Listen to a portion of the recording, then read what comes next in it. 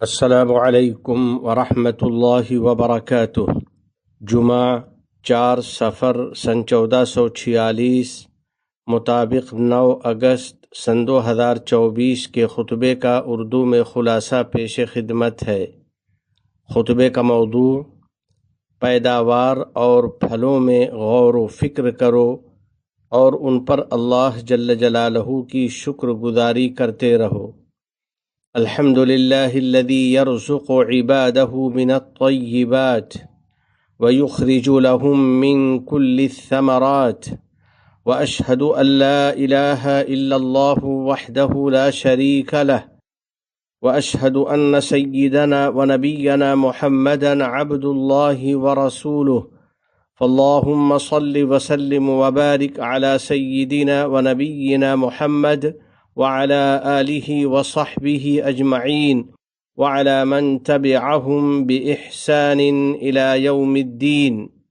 میرے مومن بھائیوں اور عزیز دوستو، اللہ جل جلالہ نے اپنے بندوں کو ہر قسم کی نعمتوں سے نوازا ہے، چنانچہ انہیں مال و دولت بھی دی ہے اور غذا، پھل اور میوے بھی عطا کیے ہیں۔ پھر ہمیں ان میں غور و فکر کرنے کی تاکید کی ہے اور ان پر شکر ادا کرنے کا حکم دیا ہے۔ چنانچہ رب کریم جل جلالہ کا فرمان ہے: أَلَمْ تَرَ أَنَّ اللَّهَ أَنزَلَ مِنَ السَّمَاءِ مَاءً فَأَخْرَجْنَا بِهِ ثَمَرَاتٍ مُخْتَلِفًا أَلْوَانُهَا۔ کیا تم نے اس میں غور نہیں کیا کہ اللہ تعالیٰ نے آسمان سے پانی برسایا، پھر ہم نے اس کے ذریعے مختلف رنگوں کے پھل پیدا کیے۔ یقیناً اللہ سبحانہ و تعالیٰ کی شان بہت بلند ہے، وہی عظمت و جلال والا معبود ہے اور حکمت کے ساتھ معاملات کی تدبیر فرمانے والا ہے۔ اس نے زمین کو بچھایا اور اسے پھیلا دیا، پھر درختوں کے ذریعے اسے آراستہ کیا، پھولوں سے اس کو حسن و جمال بخشا اور پھلوں کے ذریعے زمین کو گرامار کر دیا، اور اپنی کتاب کریم میں 70 سے زائد مقامات پر ان نعمتوں میں غور و فکر کی دعوت دی تاکہ ہم ان کی اہمیت سمجھیں اور کما حقہ ان کی قدردانی کریں۔ چنانچہ ارشاد ہے: ينبت لكم به الزرع والزيتون والنخيل والأعناب ومن كل الثمرات ان فی ذلک لآیات لقوم یتفکرون۔ اللہ تعالیٰ اسی سے تمہارے لیے کھیتیاں، زیتون، کھجور کے درخت، انگور اور ہر قسم کے پھل اگاتا ہے۔ بلا شبہ ان سب باتوں میں ان لوگوں کے لیے بڑی نشانی ہے جو سوچتے سمجھتے ہیں۔ جی ہاں میرے دوستو، یہ اللہ جل جلالہ کی عظیم الشان نعمتیں ہیں، اور جو لوگ دل کی آنکھ اور بصیرت کی نگاہ سے دیکھنے والے ہیں ان کے لیے یہ قدرت الہی کی کھلی نشانیاں ہیں، جو باری تعالیٰ کی کامل قدرت اور اس کے کامل علم و حکمت پر دلالت کرنے والی ہیں، نیز اس کے وسیع فضل و کرم کی گواہی دینے والی ہیں۔ کسی عربی شاعر نے کیا خوب کہا ہے: تأمل فی نبات الارض وانظر الى آثار ما صنع الملیک۔ زمین کی نباتات اور پودوں کو عبرت کی نگاہ سے دیکھو اور مالک الملک کی کاریگری کے مناظر میں غور و فکر کرو۔ اللہ جل جلالہ کی صنعت میں غور کرنے والو، زمین کے درختوں اور ان کے پھلوں میں عبرت کی نگاہ ڈالو، پھلوں کی خوشبو اور ان کے باترتیب دانوں کو دیکھو اور درختوں کے متوازن پتوں میں غور و فکر کرو۔ بلا شبہ پاک ہے وہ اللہ جس نے ان نعمتوں کو پیدا کیا اور بالکل ٹھیک ٹھیک بنایا۔ ذالکم اللہ ربکم فتبارک اللہ رب العالمین۔ یہ ہے اللہ جو تمہارا رب ہے، پس اللہ کی ذات بہت بابرکت ہے جو تمام جہان کا رب ہے۔ وہ قادر مطلق ہے، وہ علام الغیوب ہے۔ اس کی مشیت اور علم کے بغیر نہ تو کوئی پتا زمین پر گرتا ہے اور نہ اس کی اجازت کے بغیر کوئی پتا درخت پر باقی رہتا ہے۔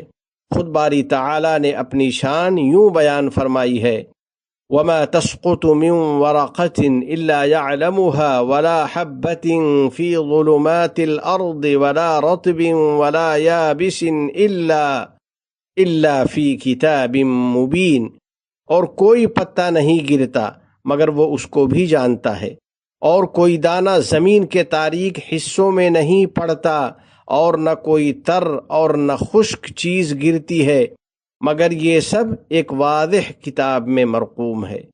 یا اللہ، تو اپنی انوکھی تخلیقات میں ہمیں غور و فکر کی توفیق عطا فرما، اور ہم سب کو اپنی اور اپنے نبی محمد صلی اللہ علیہ وسلم کی اطاعت کی توفیق عطا فرما۔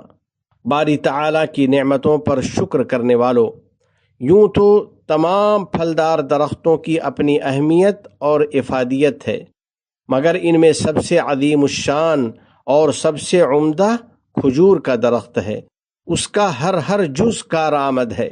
باری تعالیٰ نے اس کی مثال کلمہ طیبہ سے بیان فرمائی ہے، اور نبی کریم صلی اللہ علیہ وسلم نے اس کو بندے مسلم سے تشبیہ دی ہے۔ چنانچہ کھجور کا درخت خوبصورت اور خوشنما ہوتا ہے، اور اس کا پھل انتہائی لذیذ اور مفید ہوتا ہے۔ یہ محفلوں کا پھل ہے، اسے ہم خود بھی کھاتے ہیں، اپنے بال بچوں کو بھی کھلاتے ہیں، اسے اپنے دوستوں اور پڑوسیوں کو ہدیہ کرتے ہیں، اور اس سے اپنے مہمانوں کی ضیافت بھی کرتے ہیں۔ کھجور سے ضیافت ایک عربی روایت اور نبوی سنت ہے۔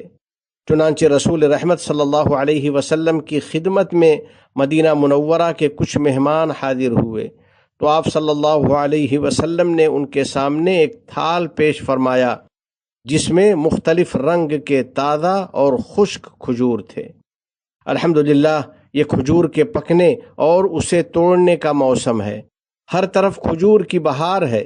باری تعالیٰ نے تمام پیداوار کی طرح کھجور میں بھی اپنا حق متعین کیا ہے، لہذا جن لوگوں کو یہ نعمت عطا ہوئی ہے ان کو اس سے خوب فائدہ اٹھانا چاہیے، اور اس میں باری تعالیٰ کا حق بھی ادا کرنا چاہیے، جیسا کہ خدائے عز و جل نے اس کا حکم دیا ہے، کلوا من ثمرہ اذا اثمر وآتوا حقہ یوم حصادہ، جب یہ درخت پھل دیں تو ان کے پھل کھاؤ، اور ان کے کاٹنے اور توڑنے کے دن اللہ کا حق ادا کرو۔ پس جب آدمی اپنے گھر یا باغات کے کھجور سے پیداوار حاصل کرے اور اس کی مقدار تقریباً 540 گرام تک پہنچ جائے تو اسے ہر 100 کیلو میں 5 کیلو اللہ کا حق ادا کرنا چاہیے۔ 5% کا حساب ان کھجوروں کے لیے ہے جن کی آپ پاشی پر مالی صرفہ اور لاگت آئی ہو۔ بہرحال یہ زکوٰۃ درمیانی درجے کے کھجور سے ادا کرنی چاہیے، اور مالی زکوٰۃ کے جو مصارف اور مستحقین ہیں وہی مصارف اور مستحقین غلے اور کھجور کی زکوٰۃ کے بھی ہیں۔ اسی طرح صندوق الزکوٰۃ وغیرہ کے توسط سے یہ زکوٰۃ نقد بھی ادا کی جا سکتی ہے۔ تو میرے دوستو، اپنی پیداوار کی زکوٰۃ دو اور اپنے رب کا حق ادا کرو۔ باری تعالی ہمارے صدقات، ہمارے خیرات اور جملہ طاعات و عبادات کو قبولیت سے نوازے، تمام گناہوں اور ہر قسم کی خرافات سے ہم کو بچا لے، ہمارے والدین عزیز و اقارب اور پورے امت مسلمہ کی مغفرت فرما دے، اور ہمارے تمام مرحومین کی مغفرت فرما دے، ہم پر باران رحمت نازل فرما دے۔ اس ملک کے صدر ذی وقار شیخ محمد بن زائد، ان کے نائبین اور ان کے ولی عہد کو توفیق و عنایت اور صحت و عافیت عطا فرما۔ یا اللہ، شیخ زائد، شیخ مکتوم، شیخ خلیفہ بن زائد اور دیگر مرحومین شیوخ پر رحمت نازل فرما۔ اس ملک کو دین و شریعت، علم و ثقافت، عزت و احترام، تعمیر و ترقی، صفائی و پاکیزگی اور حسن و جمال کا وطن بنا۔ متحدہ عرب امارات اور عالم اسلام سمیت پوری دنیا کو امن و امان کا گہوارہ بنا۔ وفقنی اللہ و ایاکم لصالح الاعمال، وصلی اللہ علی سیدنا و نبینا و حبیبنا محمد وعلى آلہ وصحبہ اجمعین وعلى من تبعهم بإحسان إلى يوم الدین۔ السلام علیکم ورحمۃ اللہ وبرکاتہ۔